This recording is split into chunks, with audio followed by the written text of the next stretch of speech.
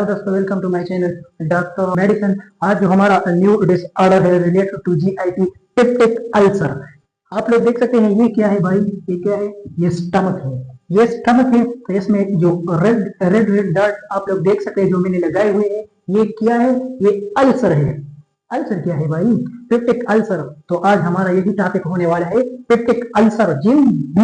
जिस भी बंदे को स्टमक प्रॉब्लम है, तो किसी बंदे को स्टमक प्रॉब्लम है तो उनके लिए ये वीडियो बहुत ज्यादा हेल्पफुल होने वाली है। तो आप लोग देखें कि पेप्टिक अल्सर क्या है, ये स्टमक प्रॉब्लम बेसिकली किन चीजों से काज होती है, आप इनसे किस तरह से अपने आप को महफूज कर सकते हैं, और हम इंशाल्लाह नेक्स्ट वीडियो में इसके ट्रीटमेंट के बारे में बात करेंगे। तो चलिए शुरू करते हैं पेप्टिक अल्सर। तो peptic ulcer, it is a condition in which open sore ulcer develop in the lining of the stomach or the upper part of the small intestine due to damage caused by gastric acid and digestive enzyme। तो ये आप लोग देख सकते हैं, ये एक stomach है।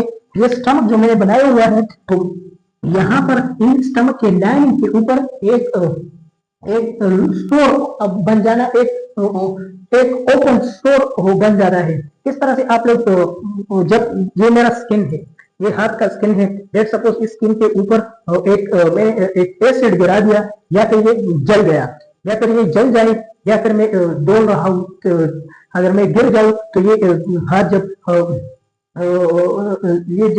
जब जमीन के साथ रख लेगा तो यहाँ पर ये स्किन रप्चर हो जाएगी। तो ये स्किन जब रप्चर हो जाएगी, इसका एक पीस निकल जाएगा, तो यहाँ पर ओपन स्टोर बन जाएगा जो कि रेड रेड कलर का होगा। ओपन स्टोर अपर जो स्किन है ये निकल जाएगी, ओपन स्टोर बन जाएगा। यहाँ पर जो ओपन स्टोर होगा फिर वो बहुत ज्यादा बहुत ज्यादा इरिटेशन काज करेगा, और यही तो है अल्सर, जिसे हम अल्सर कहते हैं। ये इरिटेशन जब स्टमक में काज होती है तो इसे हम अल्सर कहते हैं। तो that is a peptic ulcer. Peptic mean दर्द, और वो बहुत ज्यादा दर्द दे देता है। तो ये किस तरह से काज होता है, डिवोल्व इन द लाइनिंग, जो स्टमक की लाइनिंग होती है उसके ऊपर एक ओपन स्टोर आ जाना, और ये होती है बेसिकली स्मॉल इंटेस्टाइन की तरफ की हो जाती है। काज बाय गैस्ट्रिक एसिड की वजह से, और डाइजेस्टिव एंजाइम जो स्टमक में होती है उनकी वजह से ये पेप्टिक अल्सर बन जाता है।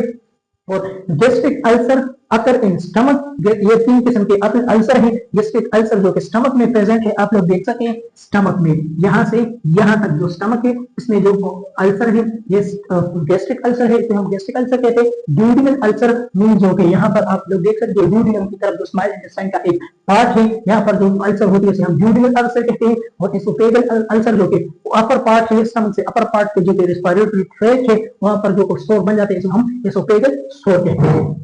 और इसके बाद नॉर्मली अगर हम देखें तो ये किस तरह से काज होता है, तो हमारी बॉडी में स्टमक में हमारी बॉडी में दो तरह के इफेक्ट होते हैं, एक डिफेंसिव सिस्टम है, एक एग्रेसिव फैक्टर है। तो जब the stomach lining is protected by mucus, जो स्टमक की लाइनिंग है वो म्यूकस मेम्ब्रेन से प्रोटेक्ट होती है। एंड अदर डिफेंसिव फैक्टर से when the balance between aggressive factor and defensive factor, और इन एग्रेसिव एंड डिफेंसिव सिस्टम के दरमियान एक बैलेंस होता है।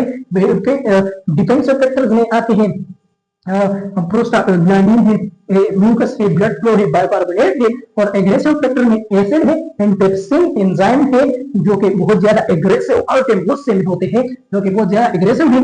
जब ये डिस्टर्ब हो जाते हैं, इनके दरमियान इनबैलेंसी आ जाती है, गड़बड़ी हो जाती है, तो ये म्यूकोस लाइन को डैमेज कर देते हैं, इसको डैमेज कर देते हैं, जहां पर ये ओपन स्टोर क्रिएट हो जाता है, डैमेज इन अल्सर पंप, और अल्सर पंप हो जाता है।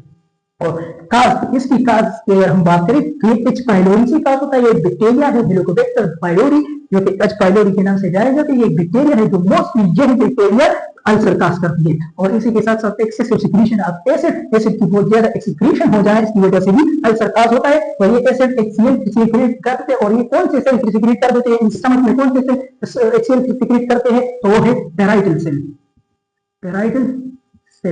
इंशाल्लाह अगली जो वीडियो होने वाली है वो उस पेराइटल सेल के ऊपर मैं ही पढ़ाऊंगा। इन पेराइटल सेल को हम डिटेल के साथ जानेंगे कि HCl की सिक्रीशन किस तरह होती है स्टमक में। तो excess of secretion of HCl का हो जाना, इसकी वजह से भी अल्सर होता है। And long term use of acid, acid में इंसेट का ज्यादा अरसे तक इस्तेमाल करने से भी अल्सर होता है, पेप्टिक अल्सर होता है। और ये किस तरह से एसिड से अल्सर होता है, तो मैंने आपको एक डिफरेंशियल सिस्टम बता दिया जिसमें है प्रोस्टाग्लैंडिन के ग्लूकोज से ब्लड प्यूरिफाई बाइकार्बोनेट है। जो प्रोस्टाग्लैंडिन है ये स्टमक लाइनिंग की प्रोटेक्शन करवाते हैं। स्टमक लाइनिंग की प्रोटेक्शन तो करवाते हैं प्रोस्टाग्लैंडिन। तो ये प्रोस्टाग्लैंडिन जब हम एनसेड टेबलेट खाते हैं, एनसेड जब हम खाते हैं ना, एनसेड जब हम खा लेते हैं तो यहाँ पर जो एराकिडोनिक एसिड होता है, एराकिडोनिक एसिड होता है, वो प्रोस्टाग्लैंडिन में कन्वर्ट होता है, प्रोस्टाग्लैंडिन। और ये prostaglandin further inflammation and pain की सेंसेशन भी हमें देता है। तो यहाँ पर जो खास एंजाइम होता है जो प्रोस्टाग्लैंडिन में कन्वर्ट कर रहा है, तो यहाँ पर जब हम एसिड ले लेते हैं तो वो उस एंजाइम को इनहिबिट कर देते हैं, जिसकी वजह से प्रोस्टाग्लैंडिन की फर्दर सिक्रीशन कम हो जाती है या फिर रुक जाती है सम टाइम के लिए। तो इन केसेस में पेप्टिक अल्सर का होता है। और ज्यादा एसिड इसलिए अवॉइड है बिकॉज आप लोगों को पेप्टिक अल्सर का सामना करना पड़ सकता है, तो आप लोग ज्यादा एसिड लेने से अवॉइड करें। तो और इसी के साथ साथ लॉन्ग टर्म यूज एसिड हो गए, स्मोकिंग का ज्यादा इस्तेमाल करना और अल्कोहल की कंजम्पशन करना, वो लोग अल्कोहल का इस्तेमाल करना है, अल्कोहल की कंजम्पशन ज्यादा हो जाती है तभी पेप्टिक अल्सर का सामना करना पड़ सकता है। तो ये लेक्चर पेप्टिक अल्सर हम लोग इंशाल्लाह एक वीडियो में डिटेल के साथ इसके ट्रीटमेंट के बारे में बात करेंगे। इसमें हम लोग देखेंगे ओमेप्राजोल, एसोमेप्राजोल, पेंटाप्राजोल, इसमें साथ जो लोकल मेडिकेशन आती है जिसमें सिरप है मुख्तलिफ जो कि मेनासिड है, एंटासिड है जो कि एंटासिड है, पुदीना है, जिसमें और भी मुख्तलिफ ब्रांड के सिरप आते हैं। हम लोग इंशाल्लाह एक सिरप में डिटेल के साथ बात करेंगे जिसमें गेविस्टान भी है। सो gate is a peptic ulcer. अब हम लोग इंशाल्लाह मिलते हैं नेक्स्ट वीडियो में। अल्लाह हाफिज।